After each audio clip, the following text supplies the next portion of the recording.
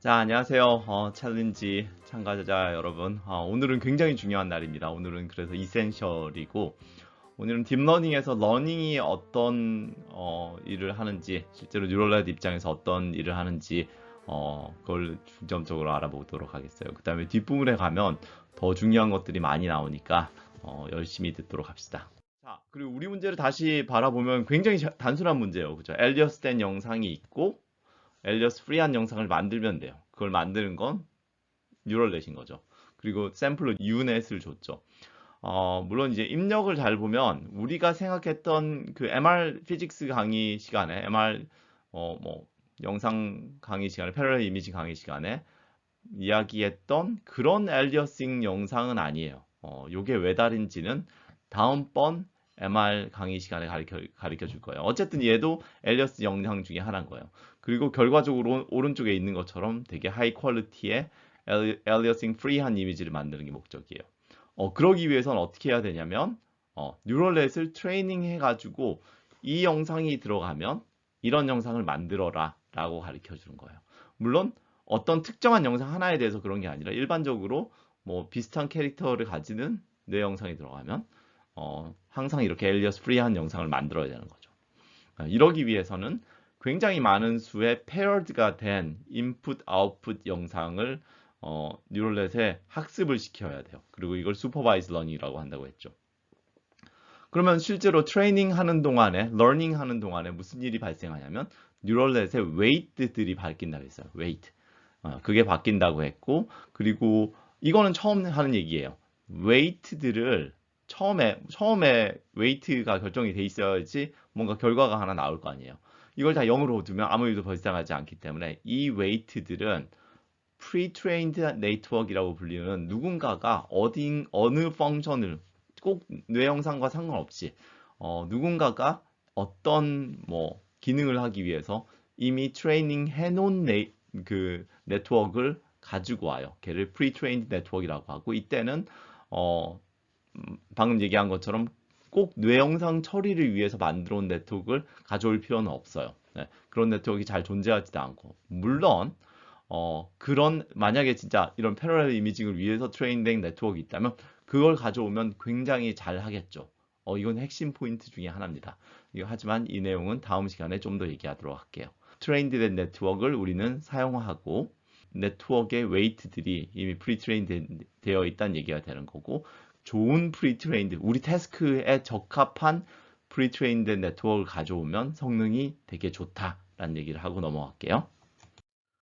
자, 만약에 프리트레인드 네트워크로 지금 웨이트가 이니셜라이제이션이 됐어요. 그럼 입력을 집어넣으면 당연히 정확하게 우리 문제에 맞게 설계되어 있지는 않겠죠. 그리고 맞게 이니셜라이제이션 되어 있지는 않겠죠. 그럼 오른쪽과 같이 엘리어스 대응 영상보다는 좀 나을 수 있고 또는 좀 더 나쁠 수 있는 그런 영상이 처음에 나올 거예요. 그죠? 그 처음 이니셜라이제이션 된 웨이트들로 영상 처리해 보면 되게 이상한 영상이 나올 거예요. 당연히 이것은 우리의 타겟 영상과는 상당히 거리가 멀 거고 우리가 해야 되는 건 뭐라고 했죠? 네, 그래요. 웨이트들을 이제 바꿔주는 거예요. 점점 우리가 원하는 웨이트들로 바꿔주는 게 목적이에요. 이러기 위해서는 첫 번째 define 해야 되는 게 loss를 define 해야 돼요. loss function이란 걸 define 해야 되는데 간단하게 얘기하면 이런 거예요. 우리가 지금 첫 번째 뭐가 됐든 입력에 대해서 출력이 나왔죠. 이 출력과 우리가 paired 된 타겟 레이블 영상 있죠. 타겟 영상 또는 레이블 영상. 그 출력과 레이블 영상 사이가 얼마나 다른지 걔를 측정하는 숫자를 이용해서 측정을 해야겠죠. 걔를 측정하는 펑션이 바로 loss 펑션이에요. 가장 단순하게는 뭐 L1 놈이라는 걸 이용할 수도 있고 흔히 이용하는 L2 놈이라는 걸 이용할 수도 있고 예를 들어서 우리가 이번에 평가를 하기 위해서 사용하는 매트릭이라고 하는 SSIM이라고 부르는 Structural Similarity를 이용할 수도 있을 거예요. 또는 이것들의 조합으로 로스를 디파인 하기도 합니다.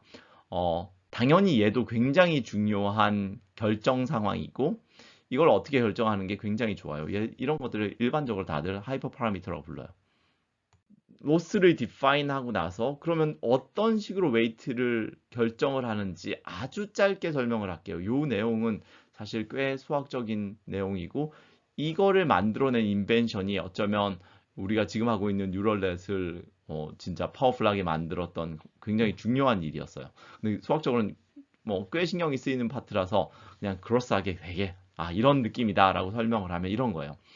여러분이 첫 번째 입력에 대해서 출력이 나오고 그 출력과 레이블 또는 타겟 이미지와 비교해서 로스를 결정했잖아요. 그 로스 값을 편미분해 가지고 체인드 룰로 각각의 웨이트들이 그 로스에 얼마나 기여했는지를 계산해내요. 그런 과정을 우리가 back propagation이라고 불러요. 로스가 어디서 결정돼요? 제일 마지막 단에서 결정이 되죠. 그러면 제일 마지막 단의 로스, 그 바로 앞단에 있는 뉴럴넷의 웨이트들, 걔를 제일 먼저 결정하게 되겠죠.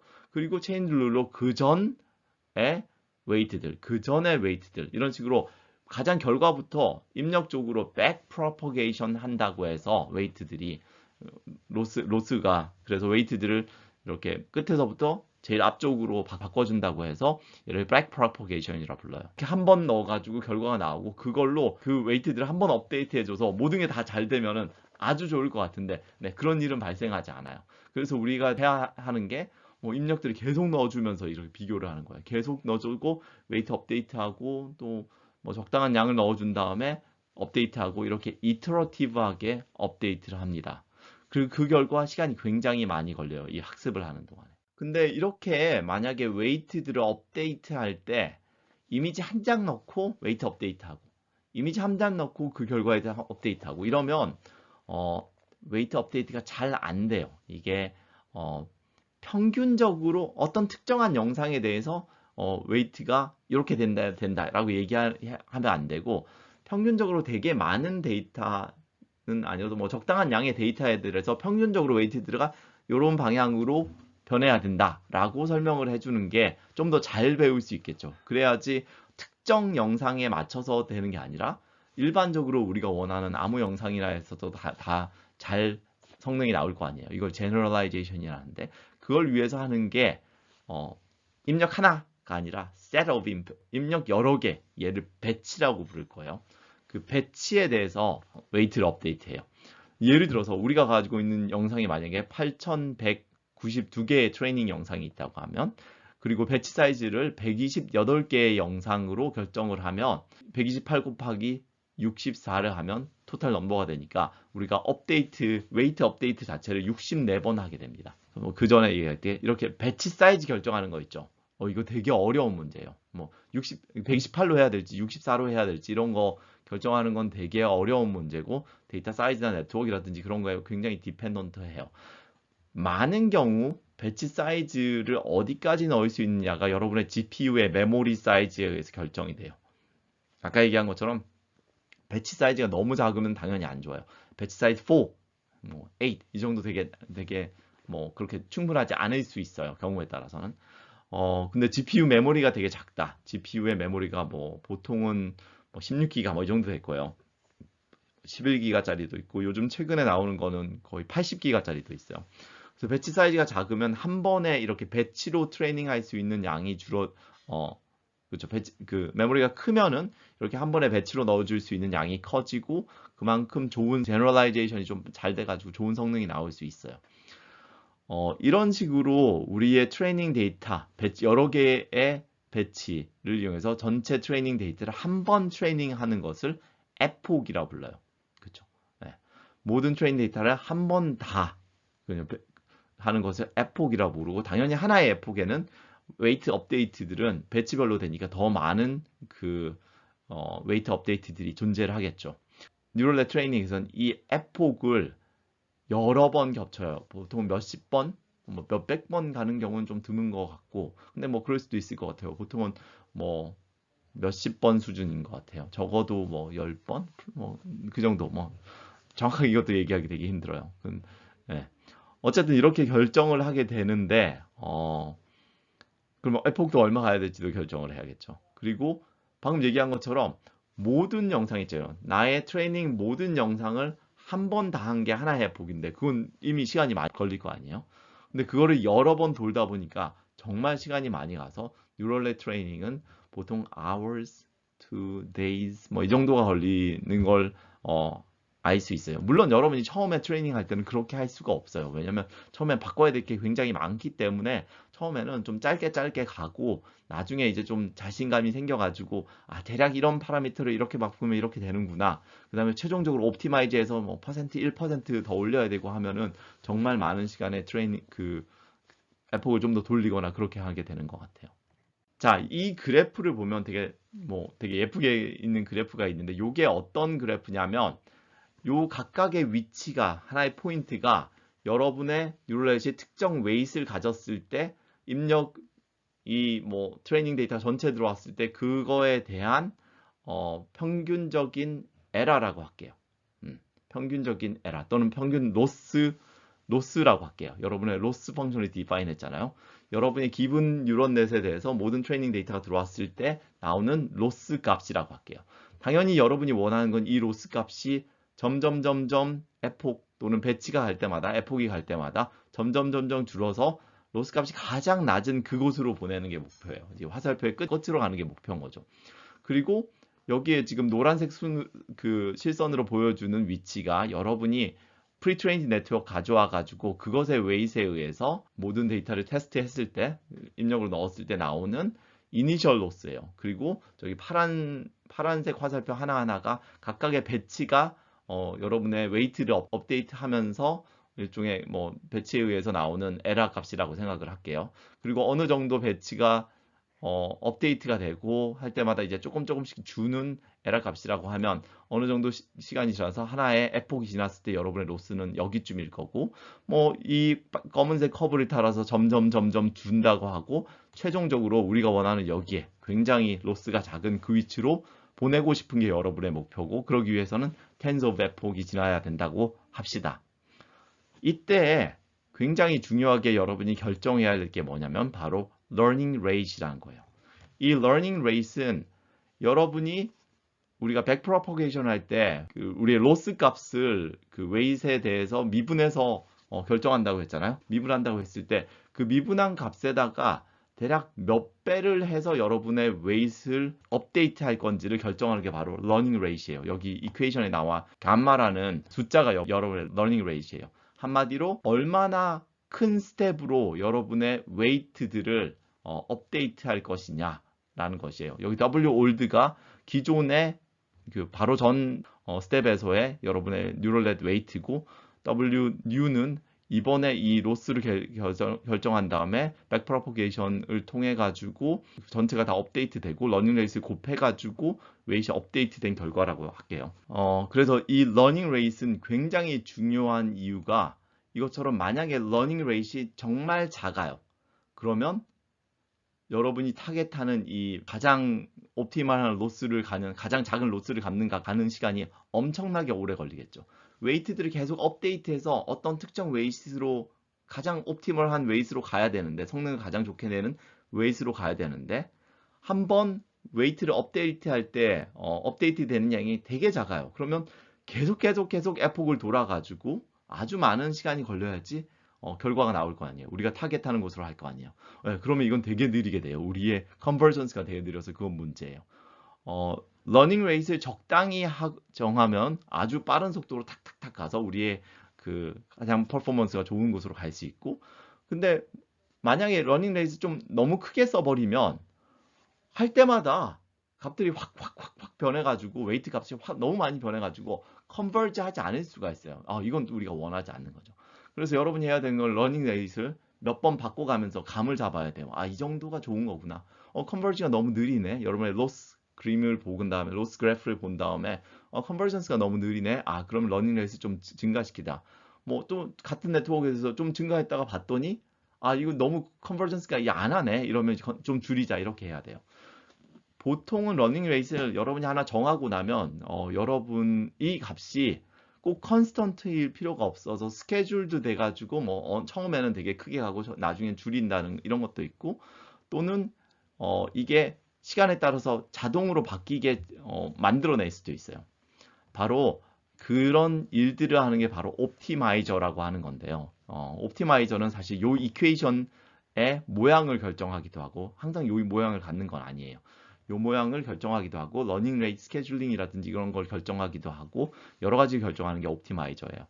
그리고 흔히 쓰는 게 뭐 여기 써져 있는 것처럼 그레디언트 디센트라든지 SDG라든지 아담이라든지 여러 가지가 있습니다. 그래서 여기서 되게 중요한 내용들은 첫 번째는 러닝 레이시라는 게 있다는 거, 그 다음에 두 번째로 옵티마이저가 이런 것들을 결정한다는 거.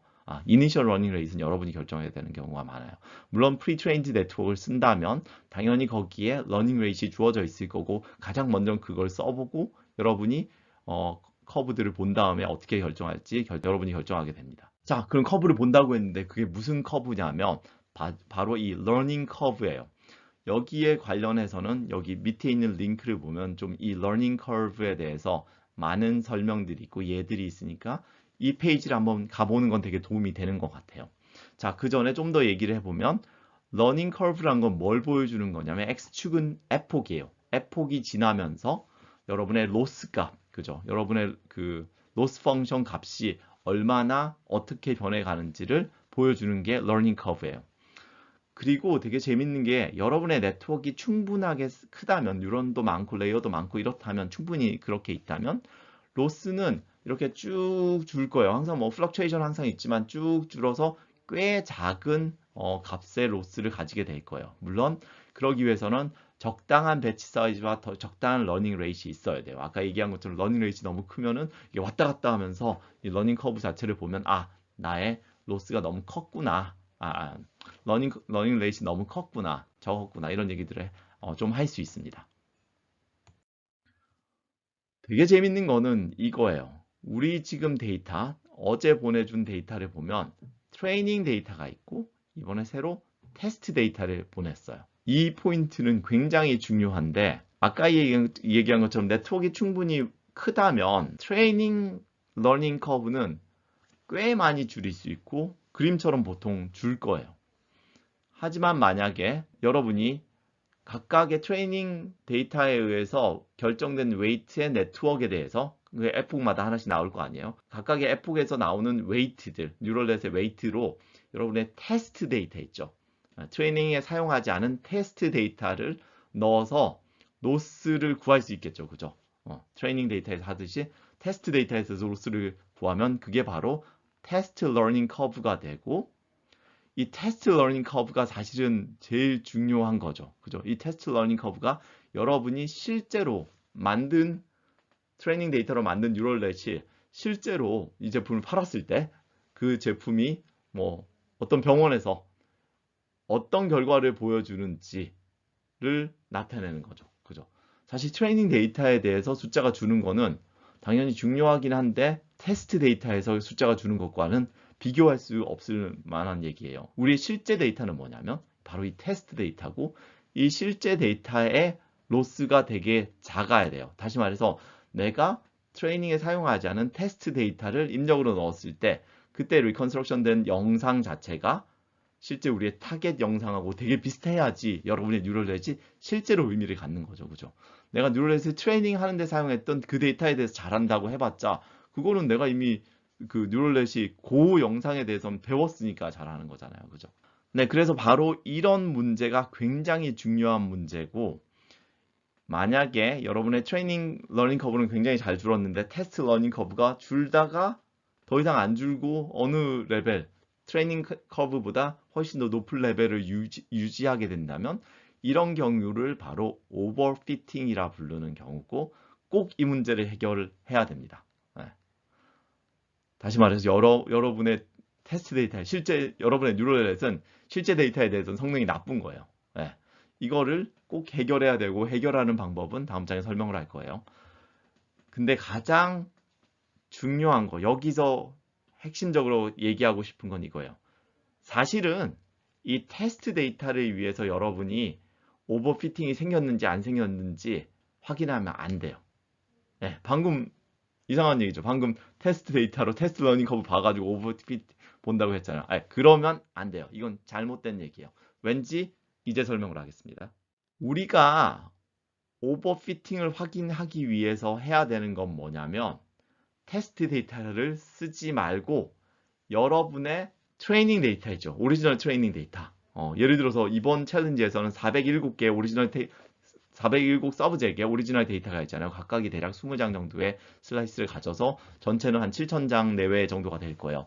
이 오리지널 트레이닝 데이터를 여러분이 스스로의 기준으로 새로운 트레이닝 데이터, 예를 들어 300명에 의한 데이터, 그리고 밸리데이션 데이터, 뭐 예를 들어 107명의 밸리데이션 데이터로 이렇게 나눠줘야 합니다. 이때 이 나누는 비율도 일종의 하이퍼 파라미터여서 여러분이 결정해야 되는. 다시 말해서 다시 정리를 할게요. 여러분이 받은 트레이닝 데이터, 이거를 실제 트레이닝에 사용할 데이터랑 밸리데이션에 사용된 데이터로 나눠줘야 돼요. 그리고 이 밸리데이션 데이터의 역할이 정확하게 뭐냐면 이렇게 밸리데이션 로스 커브를 그려가지고 네트워크 오버피팅이 생겼는지 안 생겼는지 등을 확인하는 작업을 해줘야 돼요. 물론 이제 오버피팅 말고도 다른 프로퍼티들도 여러 가지 확인할 수 있긴 합니다. 그래서 꼭 밸리데이션 데이터를 이용해서 로스 커브를 만들어내야 됩니다. 그리고 또 하나 얘기할 수 있는 건 이거예요. 만약에 이 커브들이 지금 위에 있는 플랫처럼 트레이닝 그 로스 커브랑 여러분의 밸리데이션 로스 커브가 되게 비슷하다면 되게 그 사인이에요. 여러분 잘 만든 거예요. 그 말은 여러분이 테스트 데이터를 외부에서 가져왔을 때 여전히 여러분의 성능이 트레인 데이터만큼 나올 거란 얘기를 하는 거예요. 아까 얘기했던 오버피팅 어떻게 해결하느냐 방법이 굉장히 많아요. 뭐 예를 들어서 트레인 데이터를 더 가져오는 것도 있고 우리는 이렇게 하면 안 돼요. 또는 트레이닝 데이터를 아이디어들을 이용해서 뭐 몇 가지 방법을 이용해서 데이터 오그멘테이션 할 수 있고 이거는 해도 좋아요. 그 다음에 하이퍼 파라미터 튜닝이라고 해서 흔히 뭐 네트워크 캐파시티, 뭐 뉴런의 개수라든지 레이어 개수를 줄이면은 오버피팅이 좀 해결되기도 하고 간단하게는 웨이트들에 대해서 레귤러라이제이션을 이용하면 돼요. 여러분이 그 플레이그라운드를 했다면 거기에 보면 레귤러라이제이션이 있잖아요. L1으로 할지 L2로 할지 레귤러라이제이션 텀이 있었는데 걔를 이용하면 오버피팅을 좀 막아줘요. 그 다음에 드롭아웃이라든지 아니면 early stopping을 한다든지 그런 잔잔한 스트래티지들이 있어서 요것들을 이용하면 오버피팅을 줄여줄 수 있어요. 각각이 공부가 많이 되는 포인트고 인터넷을 찾으면 많은 얘기들이 나와 있으니까 꼭 확인하고 여러분의 커브가 어떻게 되는지 확인을 하도록 합시다.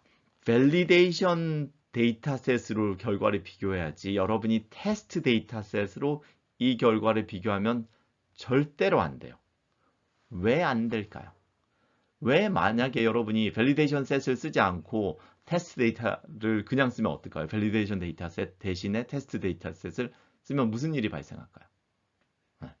그럼 여러분이 이 오버피팅을 막는 작업들 있잖아요. 하이퍼 파라미터 튜닝 이런 것들을 테스트 데이터를 기준으로 막 생각을 할 거 아니에요. 그러면 여러분이 가지고 있는 테스트 데이터에 대해서는 당연히 성능이 되게 좋은 뉴럴넷을 만들 수 있어요. 하지만 우리 챌린지만 해도 어떻게 돼요? 여러분이 지금 쓰고 있는 테스트 데이터는 별 소용없어요. 실제 평가는 우리가 여러분한테 안 보여준 바로 우리가 갖고 있는 테스트 데이터를 이용해서 평가할 거기 때문에 여전히 아무런 의미가 없게 돼요. 여러분이 테스트 데이터를 이용해서 하면 마음은 되게 편할 거예요. 숫자가 계속 좋아지니까 테스트 데이터에 대한 평가 결과도 되게 좋아지니까. 하지만 우리는 우리 데이터로 이밸리에이션 할 예정에 있기 때문에 아무런 의미가 없어요. 그러면 여기까지 해서 우리 뉴럴넷의 러닝을 어떻게 하는지 공부를 해봤습니다. 내용이 되게 많았어요. 그리고 어떻게 보면 뉴럴넷의 가장 핵심적인 내용들을 많이 담고 있었어요. 이해가 안 되면 한 번쯤 더 보는 것도 되게 좋을 것 같고, 질문을 우리 GitHub에 올려주면 아마 많은 친구들이 같이 집단지성으로 알아낼 수 있을 것 같습니다. 자, 무슨 얘기를 했는지 정리만 하고 갈게요. 우리 Pre-trained Network를 사용하는 게 굉장히 좋다고 했어요. 그래서 여러분이 해야 되는 것은 MRI 쪽에서 Parallel Imaging으로 Pre-trained Network 뭐가 있는지 확인하는 거예요. 두 번째, Loss Function Define 의미가 뭔지를 했고 Loss Function 잘 define 해야 돼요. 이걸 어떻게 define 하는지가 성능에 영향을 줍니다. 꽤. 백프로퍼게이션이 있다는 걸 설명을 했고 그 다음에 절곤이란 뭐 전문 분야의 뭐 그들만의 용어 이런 거예요. 배치라든지 에폭이라든지 러닝 레이트 그 다음에 옵티마이저 그런 말들이 있다는 것과 각각의 기능에 대해서 알아야 됩니다. 그 다음에 러닝 커브가 뭔지 그 다음에 오버피팅 이거 되게 중요한 문제죠. 그죠? 그 다음에 마지막으로 밸리데이션 데이터를 만들어야 된다는 거예요. 여러분 지금 하고 있는 이번에 테스트 데이터 그걸 쓰지 말고 트레이닝 데이터와 밸리데이션 데이터로 나눠서 써야 돼요. 근데 이번 이메일을 보낸 것처럼 처음에 줬던 데이터에 보면 밸리데이션 데이터가 5개 있었어요. 걔는 트레이닝 데이터 1, 2, 3, 4, 5번을 밸리데이션 데이터라고 레이블링 해놓은 거예요. 그래서 같은 데이터예요. 그래서 여러분이 다시 리오르거나이즈해서 사용해야 된다는 거 다시 한번 얘기하고 싶네요. 자, 그러면 여기까지 굉장히 중요한 내용을 설명했고 이 내용을 기반으로 여러분의 뉴럴넷을 잘 키워가기 바랍니다. 자, 그러면 해피 챌린지